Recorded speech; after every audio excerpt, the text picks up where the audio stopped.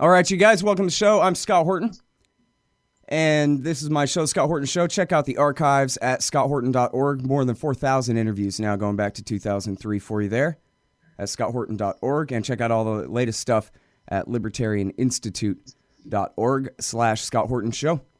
You can follow me on Twitter at Scott Horton Show. All right, introducing Cynthia Storer. She teaches intelligence analysis and counterterrorism for Johns Hopkins University. And in fact, she's a former CIA analyst stationed at Alex Station on the bin Laden unit. Welcome to the show. How are you doing, Cynthia? Thank you. Thanks for having me. Oh, I have to correct one little thing though. I know that with the documentary Manhunt and things like that, it's made it look like I worked in Alex Station, but I didn't. Oh, okay. Well, everybody got that impression because I was just Googling it, and that's what they all said. No, that's exactly right. And if you don't mind, I would love the opportunity to correct that for folks. I was in a different unit doing analysis for policymakers, but I also worked with the people in Alex Station doing that kind of operational analysis. I see. All right. Could I ask you a couple of questions about 2001? I'm really trying to nail this down for my book. And that is, I really want to know how many, quote, real-ass Al-Qaeda guys there were in the country and in Afghanistan or even in the world at that time. And I guess what I'm trying to parse especially is there were maybe 1,000 or even 2,000 members of the Arab Brigade fighting for the Taliban up on the Shamali Plain. But those guys don't really count as Al-Qaeda just because they were Arabs in Afghanistan, right? The real Al-Qaeda guys, friends of Osama, were how many?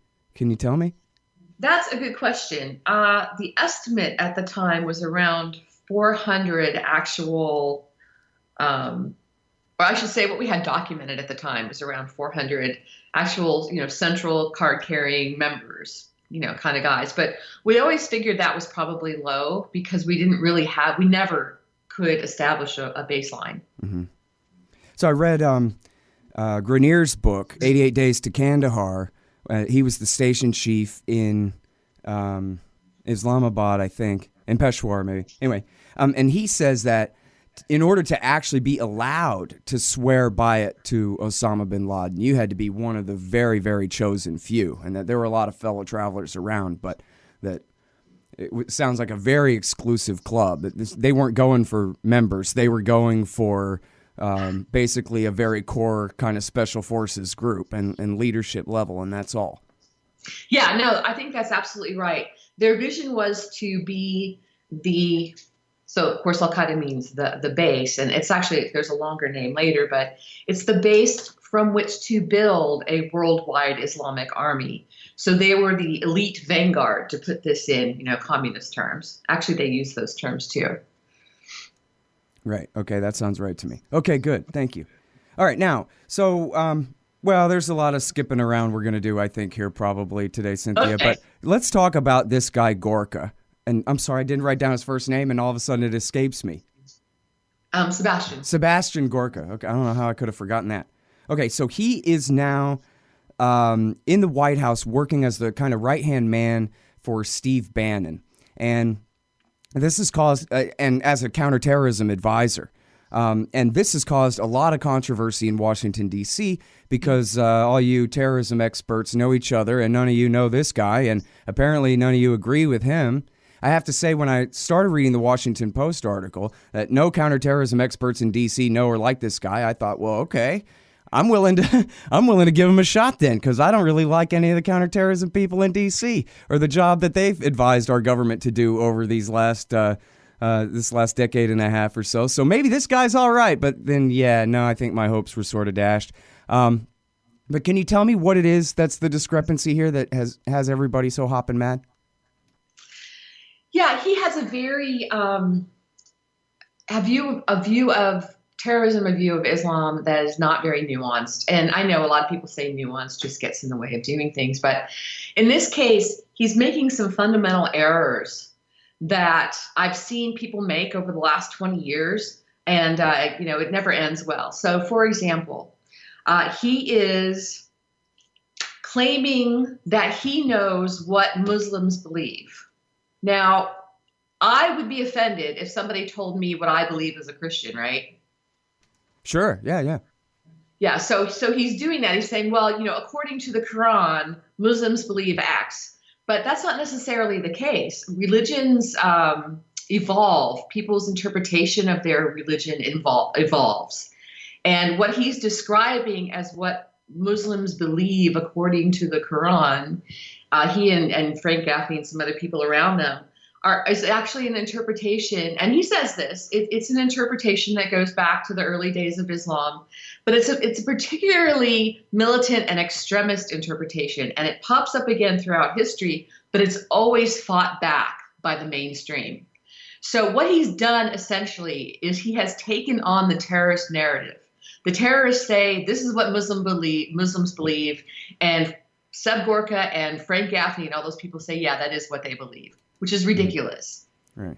Well, it's funny because it seems like even if you don't really know anything about it at all, if you're just, Joe Easy Chair and you're sitting here listening to this, we can just count on your fingers, right? Well, there's 1 billion Muslims in the world.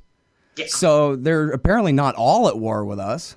And then what the Gaffneyites say, though? The Gaffneyites say, well, it's just about 10% of them that are the fundamentalists, and those are the ones that we have to fight. But that's still 10 million people.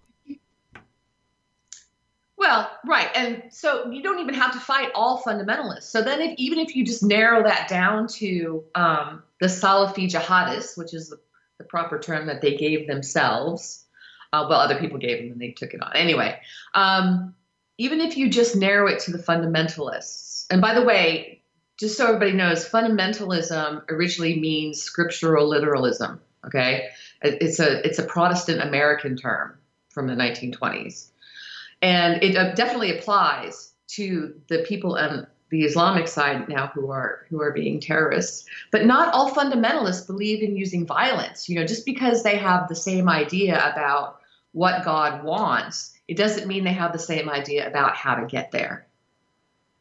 Right. Well, and the last I checked, according to our own, according to our First Amendment to the Constitution, you can think whatever you want. It's what you do that gets you in trouble. Mm-hmm.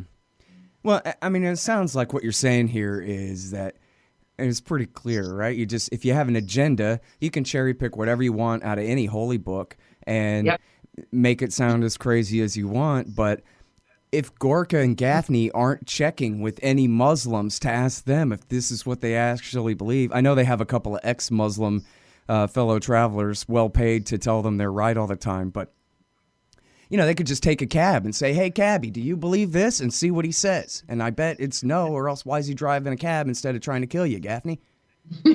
Right? Well, even worse than that is that, it's not even about what you believe. We do need to understand what people believe if we're going to understand a movement, right? What supports or underlies terrorists. I get that. But we don't want to treat people badly when they aren't doing anything illegal, because that always has bad repercussions. All right, well, now, so I read something about you this morning, which must have been inaccurate, Cynthia, but it said that you had helped to kind of come up with the model of terrorist radicalization that the CIA uses. Any chance that's correct? Yeah, I did. All right, well, so can you explain a little bit about that? Yeah, why did you say you thought that must be incorrect? Well, because everything I told you that I read about you so far, you've said, no, that's not right. Know that. No, it's just the nuances. And if you want to re-record any of that, I'd be happy to. Oh, yeah, no, it's fine. I like being told I'm wrong because that's how I know what's right at the end once I'm correct. It's okay. There you go. Well, like you said, most people think those things too. Yeah, so the idea behind this model, and model is probably too formal a term, it's a framework, but is that people don't wake up one morning and decide to be terrorists, right? They go through a process, just like you don't wake up one morning and decide to, deal drugs generally. You've been associating with people, you get involved in using drugs, that kind of stuff, right? So the same thing happens on when you're for political radicalization, because that's what we're talking about here. People go through stages, and it starts with, actually, to explain this is going to sound ridiculous, but I remember a researcher in England said, oh, it sounds just like this other model, which is about sex. And that is that you don't start off at the end point. You start off with a little kissing and this and that, right? And then once and then you move along. And then once you've gone all the way, it's not like you stop doing those other things. Does that make sense? Sure. So that's basically what we're looking at here is people start with wanting to have some sort of individual belief because something's gone wrong in their life and they, whatever they believed before doesn't work, or maybe they were born into a particular belief set. And then the next thing you want to do is you want to convince everybody else, right? Oh, I believe this is wonderful. It's good for me. Now I'm going to convince everybody else it's good for them too. And then if it's political, then the next step would be, if for some reason you're not getting very far in your social program, like the government is getting in your way, for instance, then people start to talk about overthrowing the government. And that's where you start to get into the violence factor. Mm-hmm. In other words, it sounds very universal. It not necessarily has anything to do with any branch of Islam or anything else. You could be talking about political radicals anywhere in the world. It is absolutely universal. I've used this to talk about, and not only me, but other people I've briefed have said, oh, yeah, that's just like so-and-so. Any ideology you name, you can use this. Yeah. All right. Well, then. I'm sorry. Go ahead. What are the keys, though? That's okay. What are the keys to this? Is that difference, that step between being peaceful about it and being violent about it. Researchers have found over the last 30, 40 years, I mean, a lot of people have been working on this, that the key right there is the government reaction. So it's the government doing things to suppress people and to make them afraid for their lives that then creates the counter reaction. Mm-hmm. Well, of course, then that's the purpose of terrorism, is to create a reaction as well. Right, but the terrorism comes after the government does something to scare people to death. Does that make sense? Mm-hmm. So my rule is never shoot a protester. Just don't do it. I don't care what they did to you. Don't shoot them. All right, but now here's the thing. Never mind Gorka and Gaffney, because, I mean, I know less about Gorka, but I know Gaffney and that whole segment of let's demonize the Muslims. It's an industry and it's a political agenda, and they're clearly not even being honest. And yet, still everybody between you and them thinks that this is about Islam.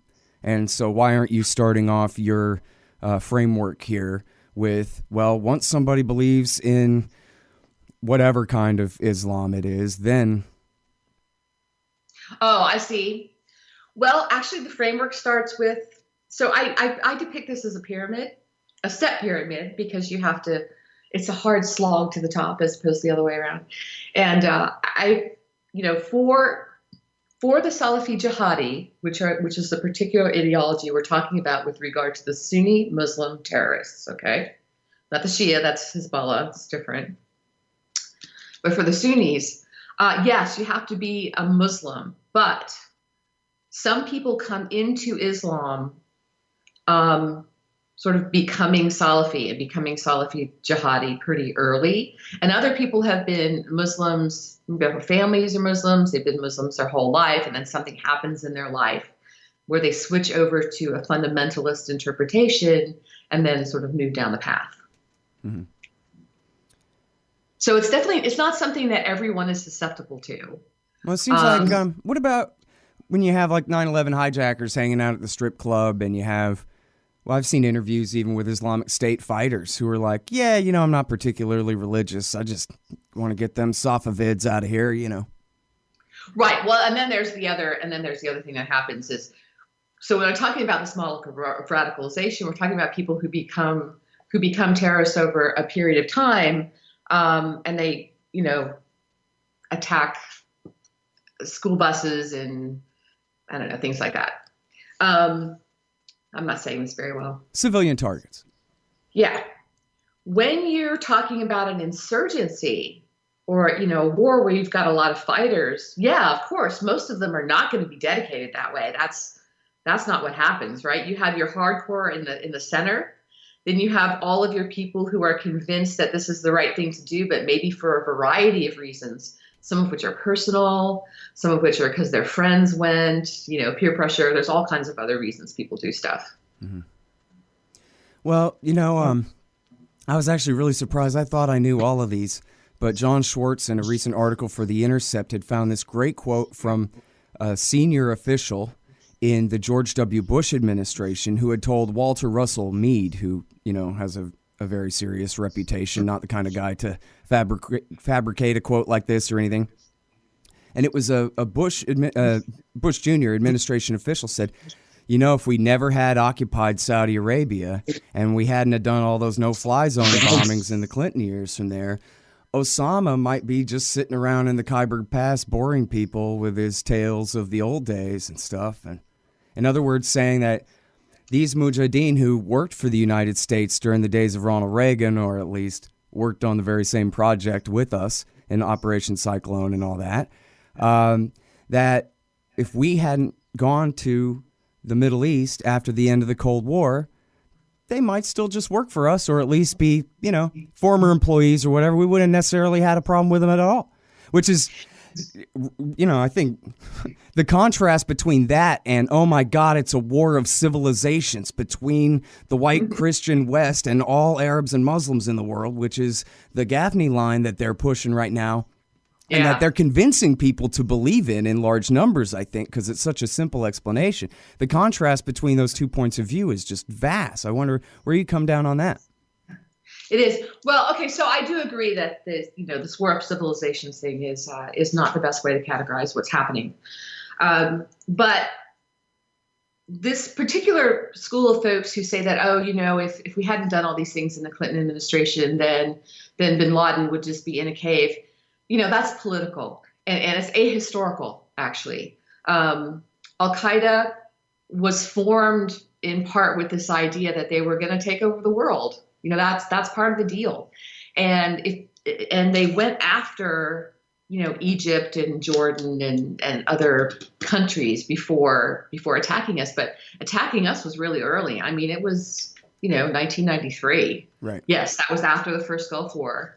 That particular attacks in Yemen may have been related to that, but that was always going to happen eventually. They started with Muslim countries and planned to expand.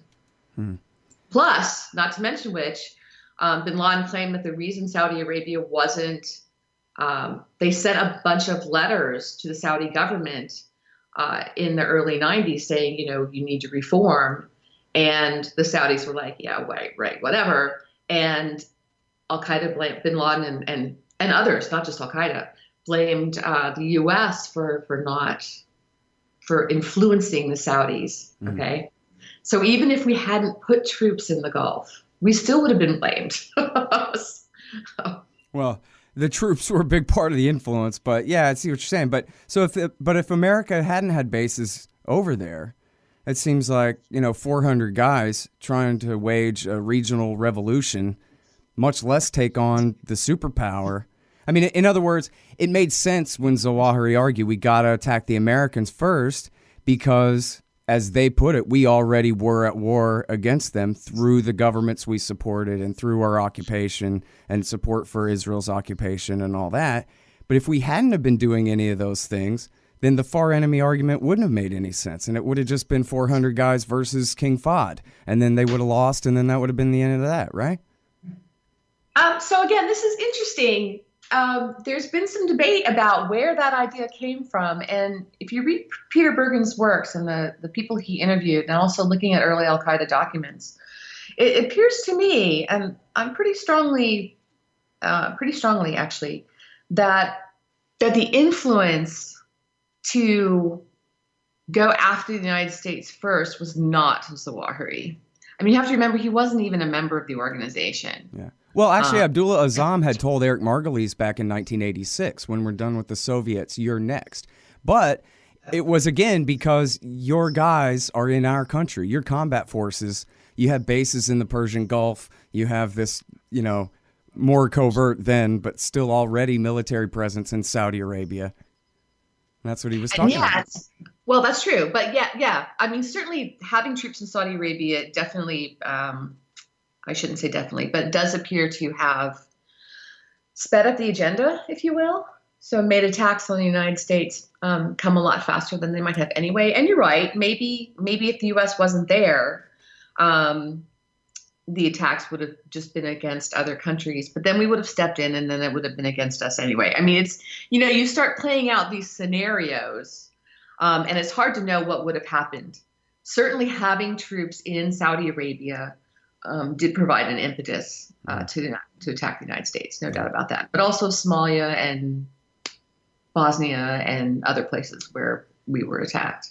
Mm-hmm. Well, and in Bosnia, though, the Clinton administration helped, or at least looked the other way, while the Iranians, which this is kind of a funny one, right? The Iranians helped arm the Mujahideen. Thousands of Mujahideen came to help the Bosnian army, and Bill Clinton said it was okay. I was just reading it in the Washington Post the other day, a 20-year-old article about it. Yeah, the Iranians did help to arm them. Was it okay? I don't know. I think there's more to that story, but I'm not entirely sure. Hey, let me ask you this, too. I'm sorry, as long as I got you on the phone. For some reason, I can't fathom, well, I think maybe I know, the Khobar Towers attack in 1996 was blamed on Iranian-backed Saudi Hezbollah. Yep. And in fact, in Jawbreaker, Gary Bernstein says, yeah, that one was Hezbollah, but then the embassies, that was Osama. And yet, I'm actually reading Atwan's book right now, The Secret History of Al-Qaeda, where Osama brags that he did the Khobar Towers attack to this Palestinian journalist based in London here. Yeah, I mean, Khobar is interesting. It was definitely Saudi Hezbollah, no doubt at all, with some backing from Lebanese Hezbollah. That's very clear. Really? But, yeah, absolutely. The intelligence is incontrovertible. But there are elements of the plot that might have, I mean, to the way I look at it, might have had some Al-Qaeda participation. That's but I don't know. Yeah, I think it's possible, but I don't know for sure. Were you aware that William Perry and Michael Scheuer both said that they doubted that and that they thought Osama bin Laden did it too? Oh, well, no, but that's okay. I mean, I saw the intelligence. The problem with Khobar is that... what was the intelligence? I mean, is it all still classified? I mean, the part I know is that the Hezbollah or Iranian agents were seen surveilling the site at one point. But that was... Yeah, so some of it still is classified, of course. Can you tell me any more of what the intelligence was? No, I don't, without having cleared that first, I don't feel comfortable doing that. I understand. Yeah. I don't want you to go to jail or nothing. Thank you. I appreciate that. Yeah. I just want to know, as much as I can, but I don't want to get anybody in trouble. Forget is that Khobar that's not the only attack on a barracks in Saudi Arabia, on U.S. forces in Saudi Arabia during that time period. The Office of the Program Manager of the Saudi National Guard was also bombed, and that I do believe is Al-Qaeda. So, yeah, go ahead. But you discount, but you don't discount his confession, but you just think maybe he worked with the Hezbollah group on it? I think so, yeah. And I know that sounds very strange, but at the time, one of bin Laden's big messages was that they get rid of the head of the snake first, deal with all the U.S. and all the other folks, and then, and only then, should they tackle the Sunni-Shia divide. So, and they actually had members of Al-Qaeda who either were Shia or had been Shia and were kind of doing an interface with other people in London. It was a really interesting time in the organization, and I think it's possible that there could have been some cooperation. Well, as we were just talking about, the Iranians were helping arm them in Bosnia. Yeah. Well, so let me ask you this then, as long as we're at it. I'm almost afraid to ask, but there's not anything to this nonsense about Iran really working with bin Laden's guys in the era of the 9/11 attack, helping the hijackers or any of this stuff the way Frank Gaffney and them say, right? No, not that any of us have seen. In fact, the way the Iranians have acted afterwards suggests that that's, to me, that they weren't involved. Even when bin Laden left Sudan, was kicked out of Sudan to go to Afghanistan in 96. There are multiple accounts of, people in bin Laden's entourage saying that they were afraid. They were truly afraid that if the Iranians spotted the plane, because they had to fly over Iranian airspace, that they would be shot down. So something had changed, I think, in that relationship during that time. Mm-hmm. And then after the war in Afghanistan started and all these guys fled to Iran, is it not the case that they were just all rounded up and arrested? I guess Zarqawi somehow made it to Iraqi Kurdistan, but the rest of them seemed to all be rounded up, right? Yeah, and there's still debate about the extent to which the Iranians let them kind of do their thing while they were under house arrest. So I don't know the answer to that one, honestly. Okay. All right. And now what about this as a political question for a debate going on right now is whether they're going to designate the Muslim Brotherhood as a terrorist organization. I wonder what you think of that. I think that's the worst possible idea. I'm sure you're not surprised. Well, explain your reasoning if you could, please. Okay, sure, of course. The Muslim Brotherhood did start as a militant organization. Even in its first years, the leadership was conducting acts of terrorism. But over the decades, the organization pulled back, and they became, at various points, either more social-oriented or sort of insurgency-oriented, and occasionally you would see terrorism. What we see now is that, and I've seen this in multiple countries, when people in the Muslim Brotherhood get frustrated, so we're talking about that radicalization progression, right? And the Muslim Brotherhood generally sits, it's a big organization, it's a big conglomeration, I should say, but it generally sits in that, trying to change the world through proselytization and social action, that kind of stuff. And they do support defense of Muslims who are being attacked by other people, which is why you saw them very active in supporting the Afghans against the Soviets, in supporting Bosnian Muslims against the Serbs, et cetera, et cetera, et cetera. They consider that defensive, just like there are Americans who want to support African Christians against other people, right? There are Americans fighting with the Kurdish YPG right now against ISIS. Exactly. Civilians and special forces, I guess I should say. Whoever they are, there are people out there fighting, yes. So what happens now is that generally, and I said it, like I've seen this all over the world, when generally the younger set wants to be, they get frustrated with the political path for whatever, social path and the political path for whatever reason, and they want to start blowing shit up, they actually have to leave the Muslim Brotherhood and form their own terrorist organization. Like Arar al-Sham. Yes. Mm-hmm. See, this is what I think is interesting about the whole Gaffney, Pamela Geller, not Michelle Geller, that's somebody else.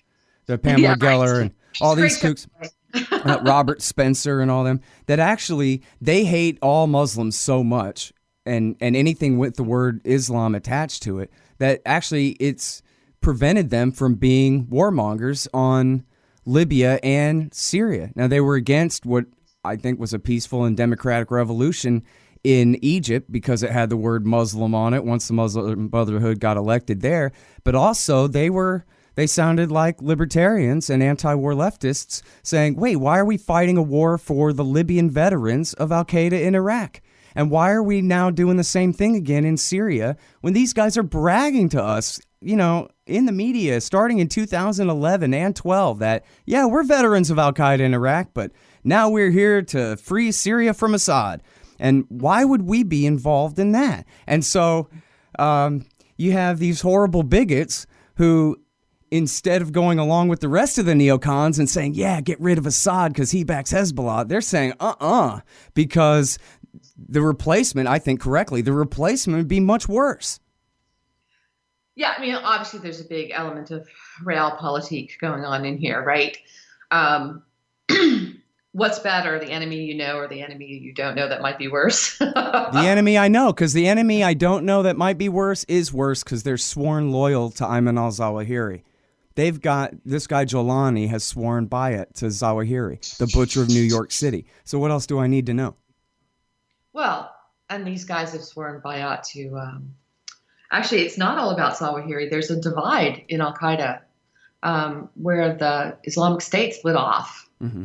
They're a separate organization. They're rivals. And they're worse. Well, I was just talking about al-Nusra, Jolani and Nusra. But yeah, so this is interesting. Go ahead about the Islamic State, because this is another great discussion we can have here.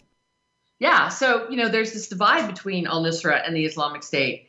And the Islamic State guys, they split off from Al-Qaeda. So look, we think as scholars that there are sort of generational patterns in terrorist organizations like there are in every other kind of organization, right? First generation, really thoughtful guys and gals who tend to be married and well educated and that sort of thing because they have to come up with the ideology and a plan and all that stuff. Second generation guys tend to be hangers on. They're people who came in after the thing was established. And so this is where you get your young punks who just like to blow shit up. And then after that, there's been sort of less clear understanding of what happens in an organization after that. So we certainly saw this with Al-Qaeda. We had that first generation of very considered guys. Then we have a bunch of guys who came in who, and this includes Khalid Sheikh Mohammed, who was older, but who wanted to like blow up shopping malls and stuff like that. And then there started to be a debate in Al-Qaeda about which way to go. And bin Laden was the glue that kept them going in the direction of being more strategic in terms of, only picking certain types of targets and that sort of thing. But so when he was killed, I really do think it's because he was killed. I could be wrong, but that's my analysis. The ones who were impatient and now they had a leader in Iraq, they broke off, went their own direction. And they have a strategy behind what they're doing. And their strategy is to terrorize people into doing what they want. Mm. Yeah, imagine that. Truly terrorize people by killing everybody. Huh? A decapitation strike that didn't quite work out. Even though it was the one that the American people wanted this whole time. If we were going to have decapitation strikes, this was the guy that we wanted to kill. But even then, as you're saying, that set Baghdadi free because he still claims bin Laden's legacy, right? He just doesn't like Zawahiri.